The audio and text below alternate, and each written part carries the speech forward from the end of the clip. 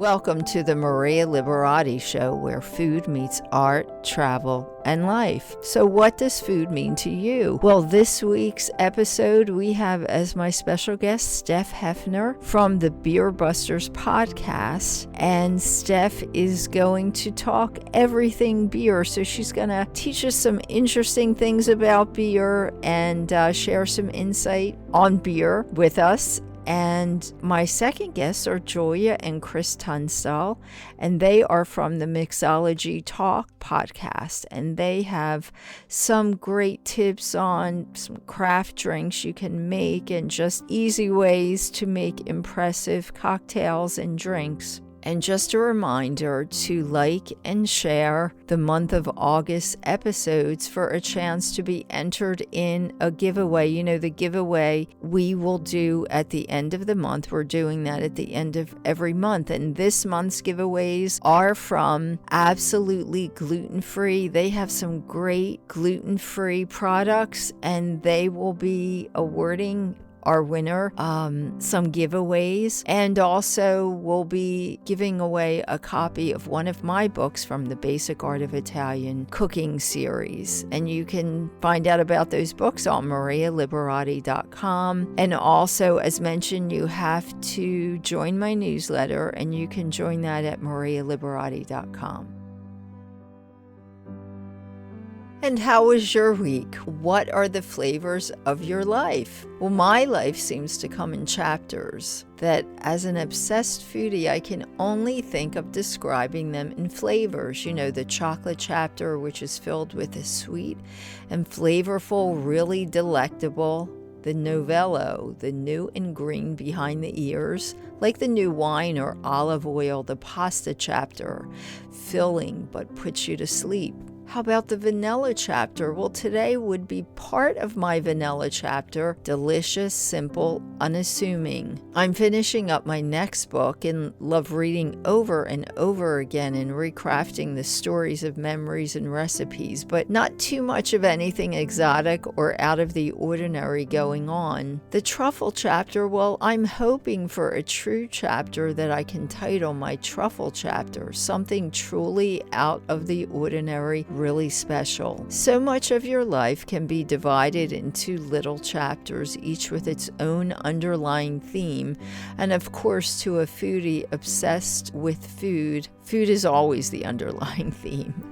My day is based around food, shopping for food, deciding what to eat, preparing the food, writing about it, talking about food and recipes. And lastly, the blueberries are coming. For instance, today I would call the blueberries are coming chapter, since I went to a local farm and bought 2 pounds of the beautiful blue fruit and practically overdosed on them. Unfortunately, I did and I ate almost all the 2 pounds myself throughout the day. But, you know, blueberry season is here, so that's my excuse. So think about it. What chapter, what flavor would you call today's chapter? Share that with us in social media, you know, hashtag the Maria Liberati Show, and tell us about the flavors of your life.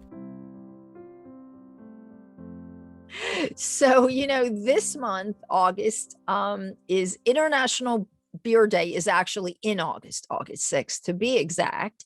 And to kind of celebrate, we have as a special guest today, Steph Heffner, and she is the co-host, brewologist, and director of production for a really neat podcast. If you're a beer lover, or really, even if you're, you know, not particularly interested in beer, they'll get you interested in beer if you listen to this podcast. It's a really neat podcast called Beer Busters. And Steph is going to tell us a little bit about, well, she's got such a interesting background in beer and is such an expert. So she's going to share that with us today. And I just think it's so interesting too that, you know, there's not that many women in the beer industry, right, Steph? Yeah, and that is quite surprising, especially since back in the Middle Ages, it was the women that did all of the brewing. Wow. So there are very few, but many more popping up, which is very exciting. That is exciting. Yeah, I was excited to have you on when, they told me we were having you on because I think it's definitely something to promote. And I didn't know that. So back in the Middle Ages, it was the women that brewed the beer. Yeah, it was just Wow. considered part of the kitchen duties, and one of the household duties of the women was to make the beer. So, I traveled and actually I lived extensively in Europe, and a lot of the monasteries produce beer. How does that fit into the history? Did that come kind of after? Did they just start doing that, or? There's a lot of nutritional value in beer. Uh-huh. So typically the monks would drink the beer for the nutritional value and to stay hydrated. And yeah, Uh-huh. even way back then, children would drink it as well. It was just a normal beverage. Wow, that's really interesting. Yeah, I went to some great beer halls in Austria. I'm sure you may have even been to. So I was just curious as to how that all started.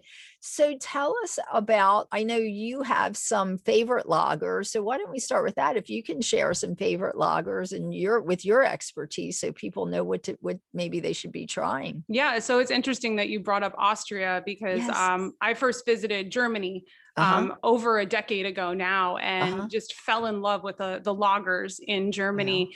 And I vividly remember coming back to the States, and there was just no beer that could Oh, satisfy my wow. craving for a good German lager. And Uh-huh. Victory Brewing Company in Downingtown, Pennsylvania, that was my go-to spot to have real German lagers, just German lagers. So growing Uh-huh. up in southeastern Pennsylvania, we have a Right. huge lager, many breweries that make lagers in this area. So I'm Wow. very lucky to have them, drinking Victory Yes. and Yingling. And a newer brewery open in Philadelphia now, Human Robot. Uh-huh. Makes some of my absolute favorite lagers. They have one Politamave that is a garnet Czech lager. So Uh-huh. it's like that crispness and that refreshingness of a lager, but you have the malty notes of like a Vienna lager. Oh, wow. And I just came back from another trip to Denver, Colorado, and probably Uh-huh. my favorite brewery right now is Bierstadt Lager House in the Uh-huh. Rhino neighborhood of Denver, Colorado. And it is Uh-huh. woman owned, and Ashley Wow. Carter, the head brewer there. My Uh-huh. absolute favorite beer is Slow Pour Pills. And Uh-huh. it's a 30-hour brew day. She takes it seriously, Wow. but it is worth it, and it is one of my favorite beers. And I usually have a few cans stocked away, but there's nothing like getting it on tap at the brewery. So I may have Oh, stopped there wow. 3 or 4 times Oh my during my week gosh. in Wow. Denver, but I'm really excited that breweries are brewing a lot more lagers now. Uh-huh. I went through that phase, the exciting phase of trying every beer that's out there. I mean, that's one of the Right. most exciting things about craft beer is Uh-huh. the diversity, all the styles, and just every time you visit a brewery, there's something new to try. But there's also something extremely comforting Uh-huh. about having a good lager and just ordering the same beer over and over, with a pizza or just with friends hanging out. And, I've been in the craft beer realm for over a decade now. So I think Wow. I've come back to that comfort of just having that beer that you really love. Yes. So those are the beers that I'm drinking right now. Uh-huh. So when you say lager, tell my audience, for those that aren't really familiar with beer, can you explain what does that mean, a lager? Yeah, so a lager has to do with the yeast. Uh-huh. The yeast is a cold fermenting beer. Uh-huh. After you brew the beer, you get all of the sugars out of the malt. Yeast needs to eat up all of that sugar in order to make alcohol and CO2. Uh-huh. So to very, very generally break it up, you usually have ales and lagers, and ales are very quick fermenting. Uh-huh. So something like an IPA can ferment and be ready to drink, sometimes Uh-huh. even less than a week. Uh-huh. But a lager has a yeast that takes much longer. So it ferments for a while, and then you lager the beer, which means you sort of let it sit Okay. for several weeks. So Uh-huh. it definitely takes a lot more time, which, Uh-huh. is tank space in a brewery, and which is Yes. money. So, some breweries breweries don't want to brew them, understandably, because of the time and the commitment. But the product is just a really clean, easy drinking beer. And a lot of people, when you think of lager, you think, of course, of the macro beers of Budweiser or a Miller or Coors, which are American light lagers. But there is such a huge variety of styles in the lager category. You have American lagers, you have German lagers, and you have the Pilsner,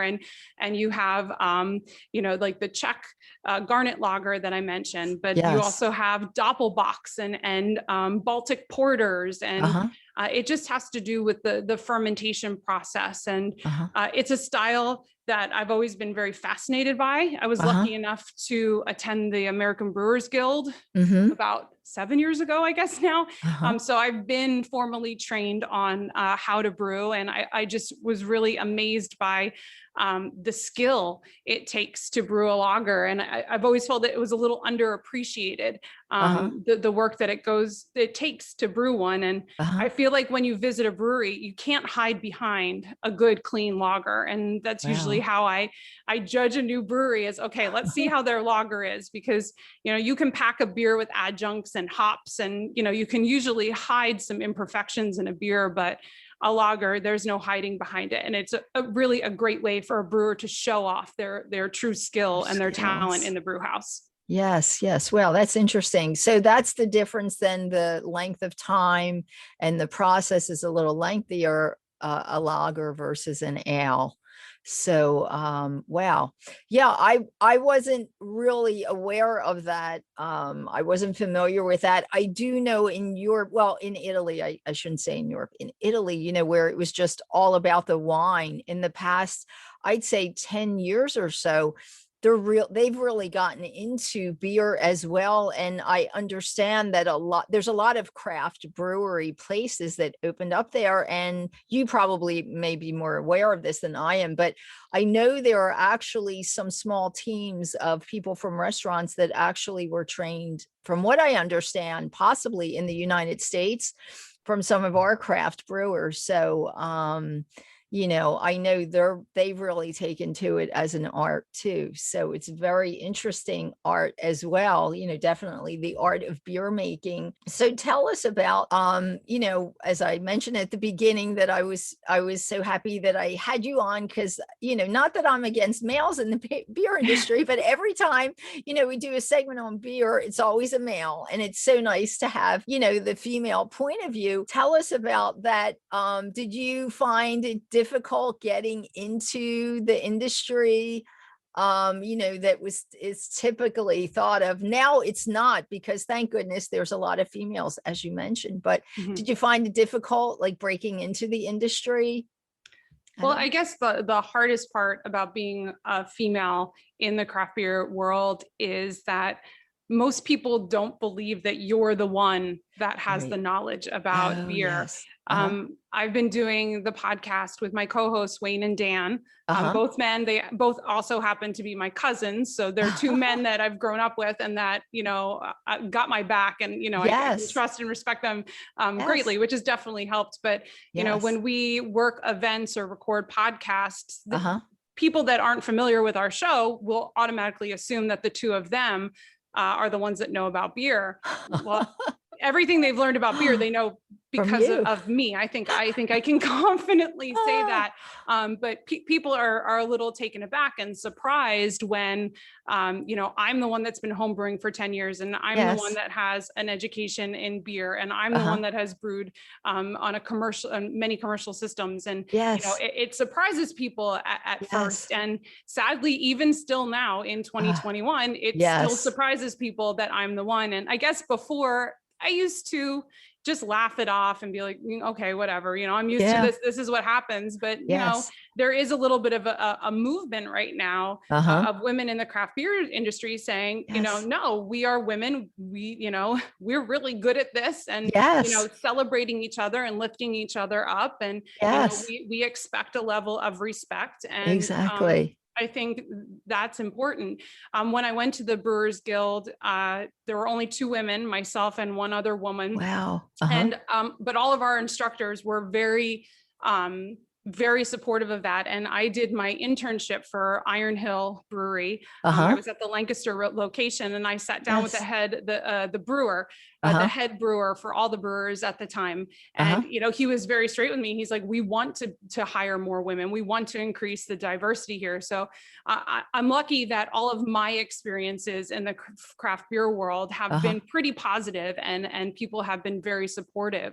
That's great. But on the media side of it, I do all of the pre-production work for our podcast. So I am very mindful about trying to include diverse guests, making sure that we have women represented. And I vividly remember the first female that we interviewed on our podcast. And because I was celebrating it so much on the show, we finally have a woman guest, because it isn't as easy, because as you said, there's just not as many. I'm sure. Yes. But, and making sure that we have different ethnic backgrounds, and because craft beer is not just the middle-aged white male with a beard, exactly. it is much more diverse than that. And diversity is what makes life amazing. Exactly. Our music and our food and everything around us is amazing because of different cultures and backgrounds, and beer is definitely the same.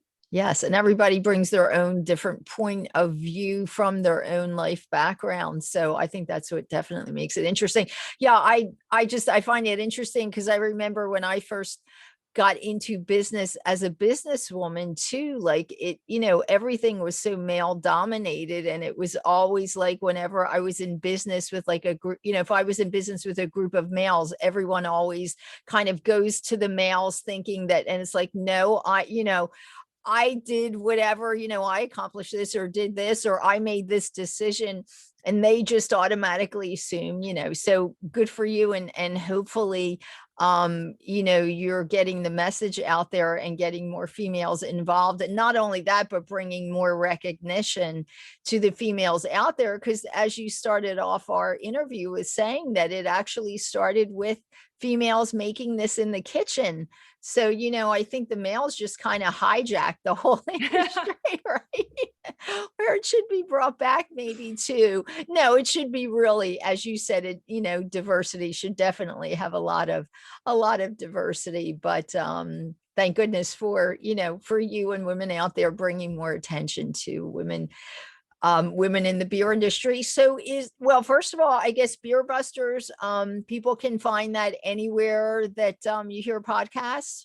Yeah, we are on every podcast platform. Our website is beerbusterspodcast.com. Everything is linked through there. Okay. We are Beer Busters on Twitter and Instagram, and we are Beer Busters Podcast on Facebook.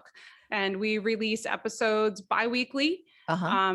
So every other week, check us out. And I'm really excited about two things we have coming up. Yes. Our next recording, we'll be recording with the female owners of Lady Justice Brewing, which is just outside of Denver in Aurora, Colorado.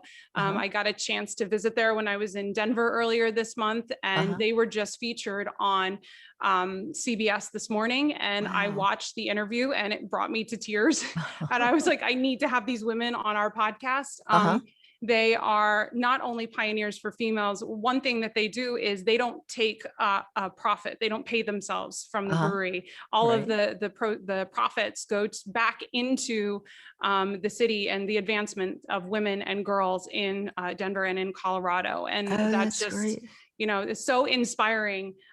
So I definitely am looking forward to talking to them. So that will be an episode that will air in August. Okay. And we've been recording virtually since March of 2020 because of COVID, but we're doing our first in-person recording on Saturday, August 14th for a very, very dear friend of the podcast and of many people in the craft beer world, Bart Kaminsky.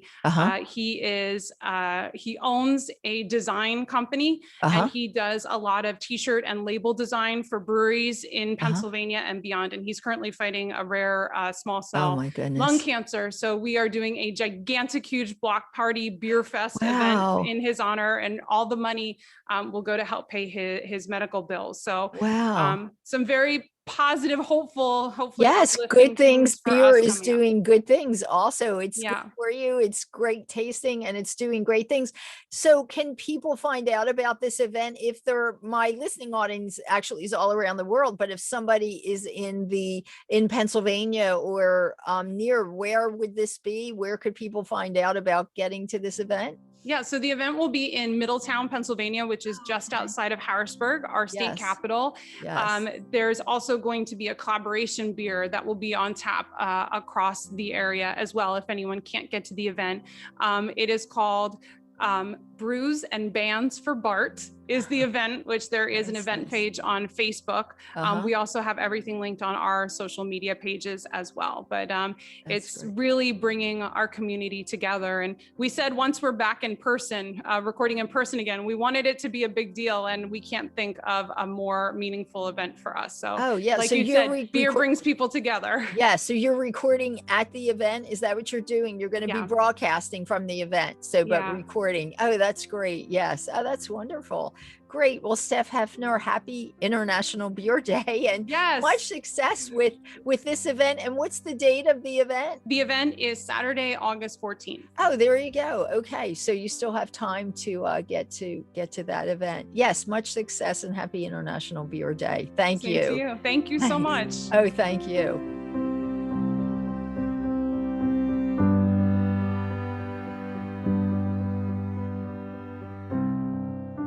Okay, well, this summertime, there's all these national drink holidays. So in our research, we found out that the month of July only is National Mojito Day, National Bourbon Day, National Grand Marnier Day, National Daiquiri Day, National Anisette Day, National Pina Colada Day, all these national beverage holidays. We love these beverages in the U.S. To celebrate all of this, I have Julia and Chris Tunstall. They're from A Bar Above, which is a really interesting brand. We're going to have them tell us about that. But can you guys share with us some of like the best drinks or some drinks that are perfect for summer? We always want to kind of cool off, have things that are refreshing. So what are your favorite drinks or best drinks, do you think, for the summer? Well, there's so many great cocktail options for summer. I think most cocktails are served cold, so that's a good start, right?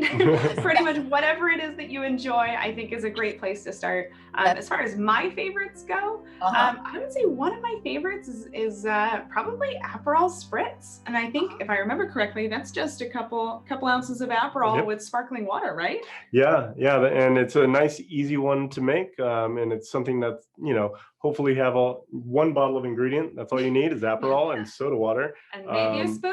And some ice. But it's really refreshing and really easy to make. Would like a slice of lemon, lime, or a fruit go good with that? Slice of orange would be really good with that. Yeah, absolutely. And, you could add a little bit of acid in there to kind of make it a little bit more refreshing if you like. But it's a really easy platform. And I was just going to say, I know in the summertime, they're kind of like lazy. Everybody likes to be relaxing and, I guess the heat does that to us. But so that's definitely a great summertime kind of lazy drink. Any other easy kind of drinks you could give for people to put together? Any other? Yeah, I think there's a handful. First of all, gin and tonics are kind of that easy, kind of lazy by the pool drink, and you can make them as fancy as you want. Get some really nice gin, different soda water flavors. So there's kind of an endless route that you can take with a gin and tonic. But for me, kind of the classic summertime cocktail is not really a cocktail, but a cocktail family. Right. And I'll talk about that in a second. But it's kind of the sour. So when we think of sours, we think of daiquiris, like you mentioned earlier, a margarita, something along those lines. And it's infinitely kind of like transformable. Right. So for me, a sour is basically 2 ounces of spirit. Any spirit will do. Right. 1 ounce of citrus, typically lemon or lime, and 1 ounce of simple syrup. And within that structure, you could take it any direction you want. And you could have so many different possibilities. So bourbon, rum, mezcal, tequila, all those spirits, brandy. I mean, there's it's infinitely flexible.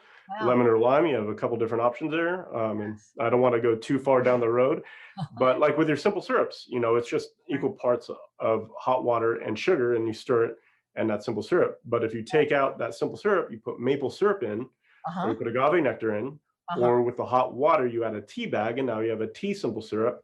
Yeah. There's infinitely flexible ways to make this. Like, imagine if you're sitting on a patio and you make a macerated fruit, right? Just fruit, a little lemon zest, and a bunch of sugar. And you put that on your dessert, but all that beautiful liquid at the bottom that we all love to just drink is the perfect cocktail syrup. Wow, that's great. So once again, you just trade that in, and now you have an ounce of that macerated syrup.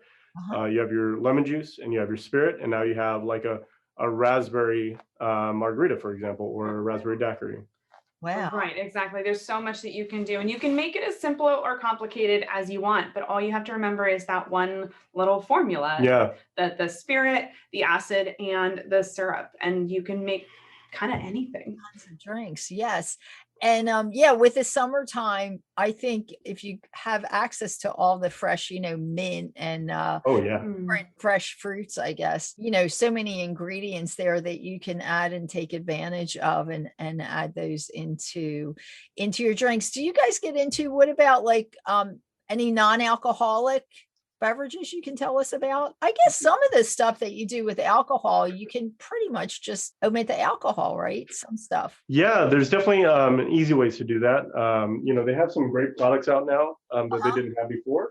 This is actually a non-alcoholic spirit. It's probably one of the more famous ones called Seedlip.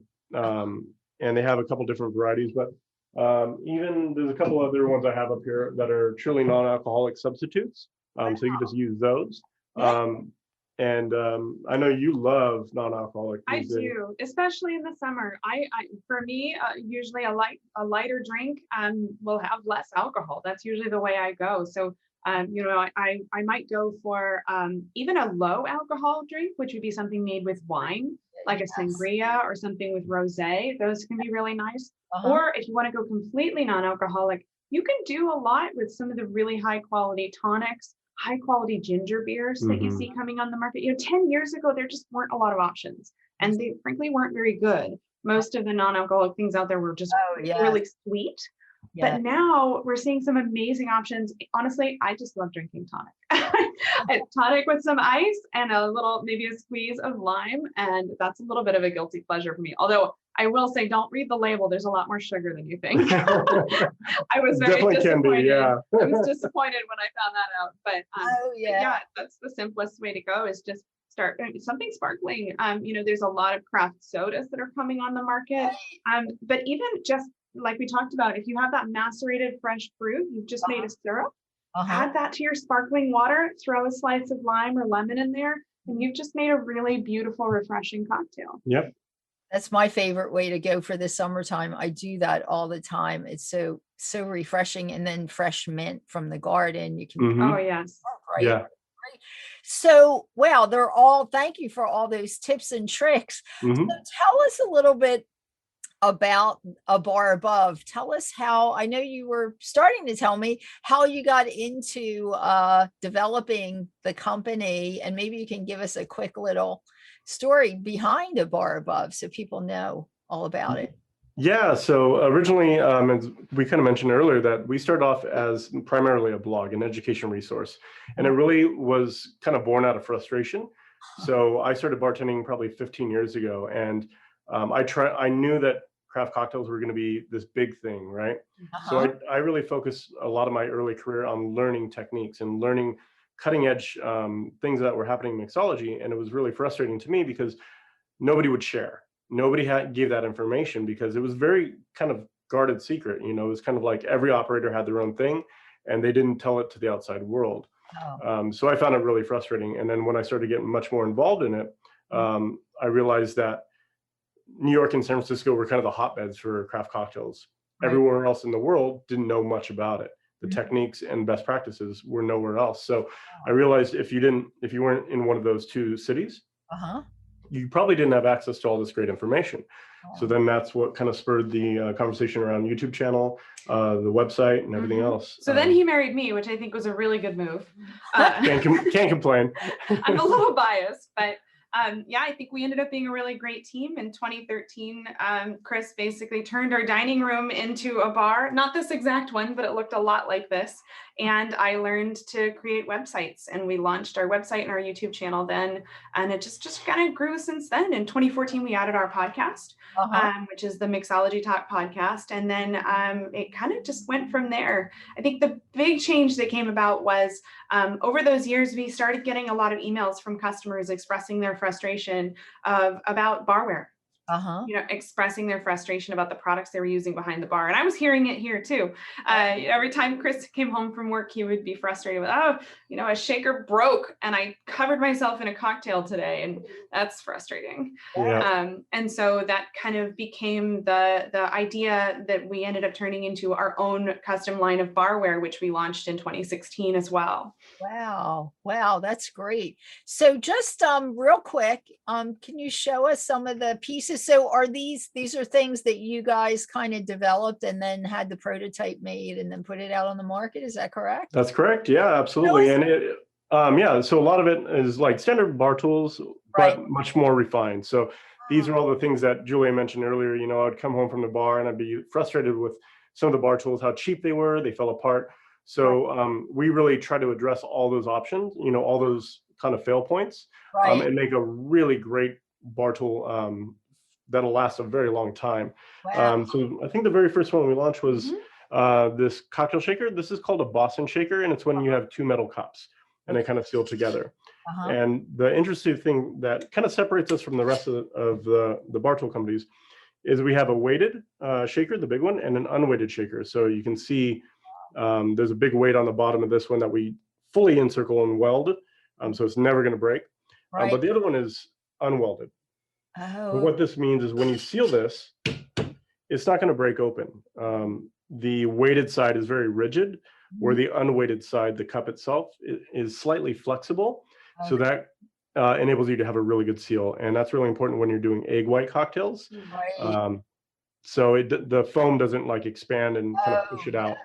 And you start wearing your cocktail halfway through a shift. So that was probably our first one. And then well, I was just going to say, so what makes that different from the standard what's out there on the market? Great question. Actually, you want to answer that one? Yeah, so I think each one of the pieces that we have launched have their own little tweaks. And I think what we did is we took, existing piece of barware and we said, well, how could we make that better? How could we solve the frustrations that we're seeing? So for example, one of the things with the cocktail shaker, there were weighted shakers on the market, but this piece on the bottom keeps falling off. It rusts and it falls off. So what's typically the way you'll see all other shakers made is that they'll just weld it in a couple places. Whereas we actually pushed our factory, they weld it all the way around. So I think we recently heard one of our shakers did break after how many years? He mentioned about 100,000 cocktails. Oh, wow. Finally. And I have time for just one more. If you want to show us one more, and then sure. I'm getting a notice that we only have no worries. Yeah, absolutely. So this is give me what would be, just give me one more. Yeah, this one is kind of Chris's pride and joy. This is our Hawthorne strainer. It looks a lot like a standard cocktail strainer, but it's been really tweaked and polished to fit perfectly both in our shakers and any standard shaker. But I think the thing that makes it special for me is that Chris literally designed it sitting down with my dad. My dad's a mechanical engineer. They sat down and designed it together to solve all of Chris's frustrations. It's more ergonomic. I could probably take up loads of time and I won't do that, but it's more ergonomic. There's not a single weld on it. So there's nothing that's going to rust or break. And frankly, I think it's pretty cool looking. Kind of pretty. Looking. So Julia and Chris Tunstall, tell us where people can find you. The best place to find us is abarabove.com, but we do also have our barware on Amazon if you're already there. Okay, that's great. All right, thank you so much for being with us. Have a great rest of the summer. Thank you. You as well. Thank you, Maria. Thank you. Well, thanks for joining me this week at the Maria Liberati Show. This is Maria Liberati. Also, a special thanks goes to my producer, Britton Roselle, and my production intern, Alexandra Troy, and my guest this week, Steph Heffner from the Beer Busters podcast, and Julia and Chris Tunstall from the Mixology Talk Podcast. And just a reminder to like and share the episodes for the month of August to be entered in a giveaway for some great products from Absolutely Gluten-Free. They have delicious products and snacks that are really absolutely gluten-free. And we'll also be giving away a copy of one of my books from the Basic Art of Italian Cooking book series. And you can find my books at marialiberati.com, at artoflivingprimamedia.com, and anywhere books are sold online. And you can also find me on Instagram at Maria Liberati, on Twitter at Maria Liberati with a capital M, on Facebook at Chef Maria Liberati, and we now have a page, The Maria Liberati Show, on Facebook. And let's see, what did I forget? LinkedIn, you can find me at M Liberati, and on Pinterest at Maria Liberati and the Basic Art of Italian Cooking as well. And if you have any ideas for upcoming shows, guests, or topics, please feel free to email me at info@marialiberati.com. Until next week, peace, love, and pasta.